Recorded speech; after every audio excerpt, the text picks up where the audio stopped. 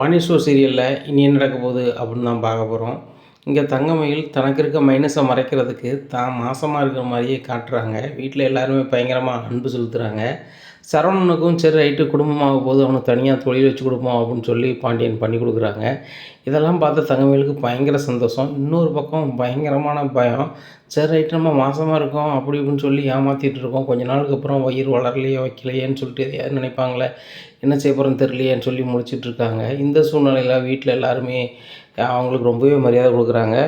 மீனா வந்து சொல்கிறாங்க, அக்கா அந்த வீட்டினுடைய முதன்மை வாரிசு நீங்கள் சுமக்கீங்க, இன்னும் சத்தான ஆகாரம் சாப்பிடணுக்கா, அதனால் நான் பழங்கள் எல்லாம் வாங்கிட்டு வந்திருக்கேன். இந்த மாதம் சம்பளம் எடுத்த உடனே உங்களுக்கு நான் சத்தான ஆகாரம்லாம் வாங்கி தந்துடுவேங்க்கா, நீங்கள் நல்லா சாப்பிடணுங்க்கா. இந்த வீட்டோட வாரிசு நீங்கள் முதன்மையாக சுமக்கிறீங்க. இந்த வீட்டுடைய மூத்த மருமக நீங்கள் தான் வந்து முதல் குழந்தை பிறக்கணும். அதுக்கப்புறம் எனக்கோ ராஜிக்கோ இருந்துச்சுன்னா ரொம்ப சந்தோஷமாக இருக்குக்கா. அப்படி படிநிலையாகவே இருக்கலாம். உங்கள் வீட்டுக்காரர் மூத்தவர், என் வீட்டுக்காரர் இளையவர், ராஜி வீட்டுக்காரர் அதுக்கப்புறம், இப்படி வரிசையாக வந்தால் நல்லாயிருக்குங்கா அப்படிங்கிறாங்க. உடனே ஆமாம் ராஜி, கடவுளோட கிருபை தான் அப்படி இப்படின்னு சொல்லிட்டு பயங்கரமாக சமாளிக்கிறாங்க. இங்கே தங்கமயில் மனசுக்குள்ளே ஓடுது, நம்ம ஏமாற்றிட்டுருக்கோம், ஒரு வேளை இது தெரிஞ்சிருமா எல்லாருக்கும், அதுக்கு முன்னாடி எப்படியாவது நம்ம வீட்டுக்கார லைன் பண்ணி நம்ம சீக்கிரமாக மாதமாவது வழியை பார்க்கணும் அப்படி இப்படின்னு நினைக்கிறாங்க. இல்லை அப்படின்னா நம்ம வீட்டுக்காரை வந்து தனி கொடுத்தனம் கூட்டு போகிறதுக்கு ஏதாவது வழி பண்ணணும். அவங்க தான் பிஸ்னஸ் வச்சு கொடுத்துட்டாங்களே, இல்லைன்னா இந்த வீட்டிலே இருந்துட்டால் சரி வராது அப்படின்னு நினைக்கிறாங்க. இப்படியா இருக்குது இந்த சூழ்நிலை. பாண்டியன் வராரு வீட்டுக்கு. குமதி அந்த பிள்ளைக்கு நாட்டுக்கோழி வச்சு கொடு, இன்னும் 2 கோழி இருக்குது, இன்றைக்கி வச்சு கொடு அப்படிங்கிறாங்க. சரிங்க அப்படிங்கிறாங்க. மீனா அப்படிங்கிறாங்க. அத்தை அப்படிங்கிறாங்க. வாமா இந்த கோழியை கொஞ்சம் வாட்டுவோம், வாட்டி நம்ம இந்த கோழிக்கறி வைப்போம் அப்படிங்கிறாங்க. சரித்த அப்படிங்கிறாங்க. இந்த சூழ்நிலை ராஜு வர்றாங்க. அக்கா இதில் வந்து கம்ப மாவு கேப்ப மாவு இருக்குது. என் கூட படிக்கிற ஒரு பொண்ணு வீட்டில் வந்து விவசாயம் பண்ணுறாங்க, அவங்க அதை கொடுத்தாங்க. இந்த மாதிரி எங்கள் அக்கா மாசமாக இருக்குன்னு சொல்லும்போது அவங்க அக்காட்ட கொண்டு கொடுங்க, இது சத்தான ஆகாரம்னு சொன்னாங்க அப்படிங்கிறாங்க.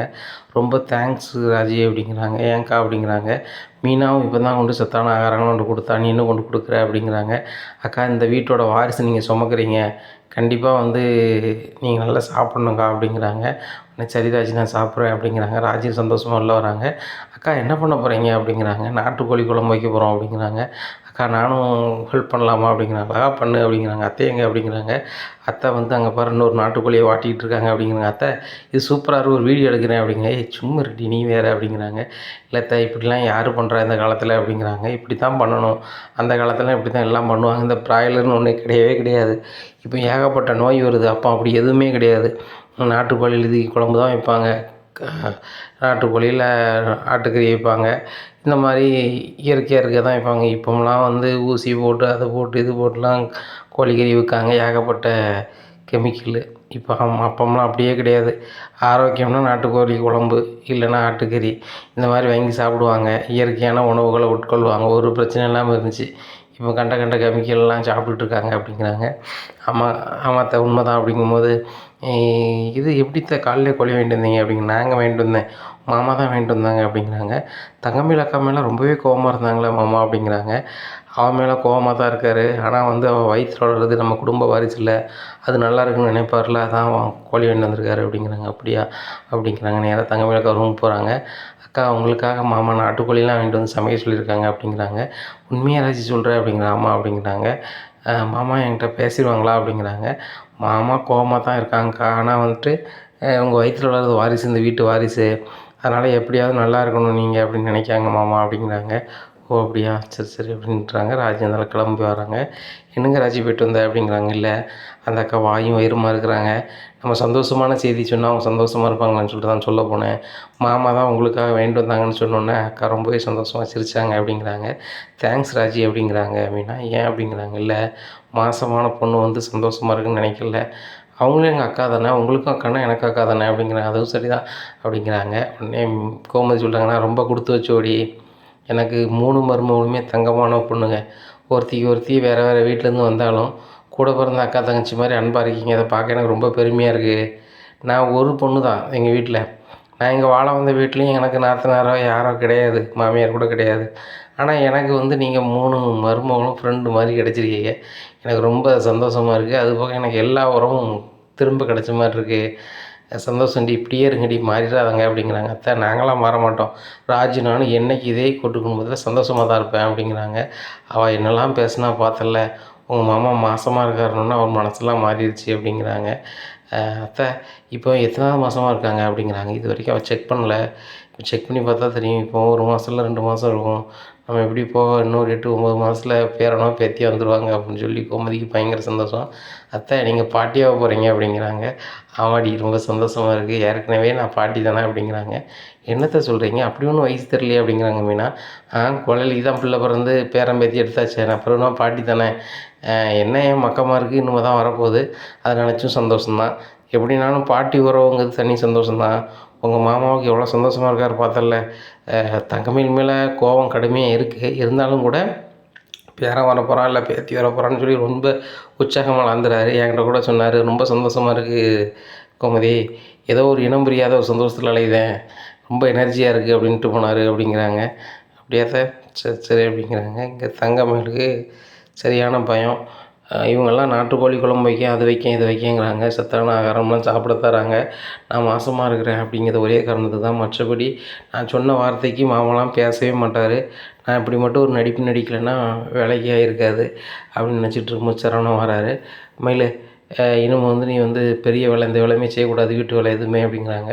இல்லைங்க என்ன எந்த வேலையுமே செய்ய சொல்லல அத்தை, ரூமில் பெட்டில் மட்டும்தான் இருக்க சொல்லியிருக்காங்க, உனக்கு என்னது வேணாலும் எனக்கு நீ வந்து ஃபோன் பண்ணு, நடந்து வந்து கூட சொல்ல தேவையில்லைன்னு சொல்லியிருக்காங்க அப்படிங்கிறாங்க. அப்படியா சரி, இதில் ஆப்பிள் பழம் ஆரஞ்சு பழம்லாம் இருக்குது, இதை நல்லா சாப்பிடு அப்படிங்கிறாங்க. ஏங்க மீனாக வாங்கிட்டு வந்திருக்கா, ராஜி வாங்கிட்டு வந்திருக்கா, நீங்களும் வாங்கிட்டு வரீங்க, மாமாவும் நாட்டுக்கோழியை எடுத்துகிட்டு வந்து சமைக்க சொல்லியிருக்காங்க அப்படிங்கிறாங்க. யார் அப்பாவா, அப்பாவுன்ட்ட பேசிட்டாங்களா அப்படிங்கிறாங்க. பேசலை, ஆனால் நாட்டுக்கோழி குழம்பு வச்சு கொடுங்க, என் வாரிசு நல்லா இருக்குன்னு சொல்லியிருக்காங்க அப்படிங்கிறாங்க. அதானே, எங்கள் அப்பா வந்து உண்மையிலே ரொம்ப பாசக்காரர், கோவப்படுவார் தான், ஆனால் அதே நேரத்தில் கோவம் ஒரு 2 நாளாக 3 நாளாக தான் சரியாயிடும், கண்டிப்பாக உன்ட்ட பேசுவார் பாரு, இந்த வீட்டு வாரிசு நீ சமக்கன்னு நினச்சிக்கிட்டே அவர் ரொம்ப சந்தோஷமாக இருப்பார் அப்படிங்கிறாங்க.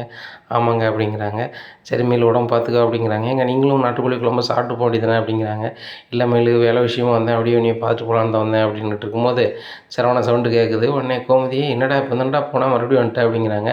இல்லைம்மா வீட்டு வேலை எதுவும் செய்யக்கூடாதுன்னு நினச்சி தான் ஓடி வந்தம்மா, செய்யாத வைக்காதுன்னு சொன்னேன், அதுக்கு முன்னாடியே அத்தை வந்து எதையுமே நீ செய்யக்கூடாதுன்னு சொல்லிட்டாங்க அப்படிங்கிறாங்க. டேய் நீ உன் மனைவி மேலே ரொம்ப பாசமாக இருக்கேன்னா நான் என் மருமக மேலே பாசமாக இருக்க மாட்டேன்னா, நான் எப்படிட்டா வாய் வயிற்றுமா இருக்க பிள்ளைய நான் வந்து வேலை செய்ய சொல்லுவேன், அதெல்லாம் செய்ய சொல்ல மாட்டேன், நீ போய்ட்டு வா, நான் அவள் நல்லா இருக்கும் போதே நானே செஞ்சு என் பிள்ளைகளுக்கு கொடுக்குன்னு நினைப்பேன், இப்போ எப்படி செய்ய சொல்லுவேன், இல்லைம்மா அவள் ஏதாவது செஞ்சிட்ருப்பாள் அதான் சத்தம் போட வந்தேன் அப்படிங்கிறாங்க. சரி சரி போய்ட்டு வாப்பா, சரி இல்லைனா கொஞ்சம் இருந்து சாப்பிட்டு போய் நாட்டுக்கோழி குழம்பு அப்படிங்கிறாங்க. இல்லைம்மா வேலை இருக்குது அப்படிங்கிறாங்க. சரிப்பா போய்ட்டு வா அப்படிங்கிறாங்க. உடனே மீனா சொல்கிறாங்க, உண்மையிலே சரவண மாமா தங்கமான ஆள் தான், அவன் ரொம்ப அப்புறாணி இல்லை அப்படிங்கிறாங்க. அவன் சின்ன பிள்ளைலேருந்து அப்படி தான், என்னையும் என் வீட்டுக்காரர் சொல்லி மீறி எதுவுமே செய்ய மாட்டான் அப்படி தான். ஆனால் இவன் வந்து நான் தனியாக போகிறேன் வைக்கன்னு இவன் சொல்லையில் அவன் அப்படியே அழுதுட்டான் பார்த்தல. அவன் அந்தளவுக்குலாம் எங்களை பிரிஞ்சு போகவே மாட்டான், கல்யாணமே வேண்டான்னு சொல்லிக்கிட்டு இருந்தான், நம்ம தானே அவனுக்கு முடிச்சு வச்சோம் அப்படிங்கிறாங்க. அத்தை கல்யாணம் வேண்டாம்னு சொல்லலை, நல்லா புரிஞ்சுக்கணும் அப்படிங்கிறாங்க மீனா. எனக்கு கல்யாணம் ஆகலை, பொச முட்டி நான் சாமியாராக போகிறேன்னு சொன்னார், நம்ம முடிச்சு வச்சோம் அப்படிங்கிறாங்க.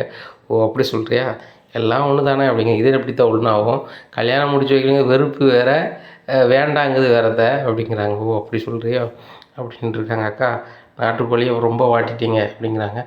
ஓ எடுத்துருவோம் அப்படின்னு சொல்லிட்டு அதுக்கப்புறம் கொத்தி பிறக்கி அலசி நேராக குழம்பு வைக்காங்க. குழம்பு வைக்க செம்ம மணமாக இருக்குது. அப்போ பக்கத்து வீட்டு ஆள் வந்து கேட்கு, என்ன நாட்டுக்கோழி குழம்பு மாதிரி வாசனை வருது அப்படிங்கிறாங்க.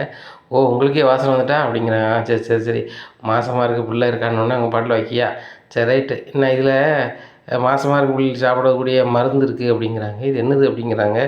இது சுக்கு மிளகு அந்த மாதிரியான இது கிடையாது, இது வந்து அதை மாதிரி தான் உரைக்கும், இது வந்து ஒரு வகை மருந்து, இதை சாப்பிட்டா வயிற்றில் இருக்க பிள்ளை வந்து எந்த கிருமியும் இல்லாமல் அது பாட்டில் ஆரோக்கியமாக வளரும் அப்படிங்கிறாங்க.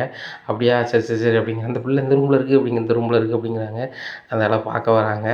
2 3 பேர் இந்த பிள்ளை மாசமாக இருக்குன்னு தெரிஞ்சுக்கிட்டு பண்டத்தை வாங்கிட்டு பக்கத்தில் ஒரு ஆட்கள் வராங்க, வந்து பார்க்குறாங்க. ஏம்மா வாய் வயிறுமா இருக்க, ஓடாத ஆடாத சாடாத கவனமாக இருனம்மா அப்படிங்கிறாங்க.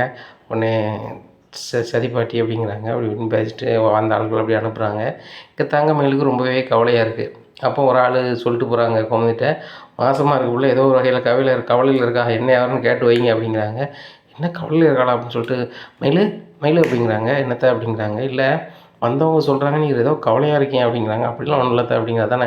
"நாட்டுக்கோழி குழம்பு ரெடி ஆகிட்டுமா, சாப்பிட வரியா?" அப்படிங்கிறாங்க.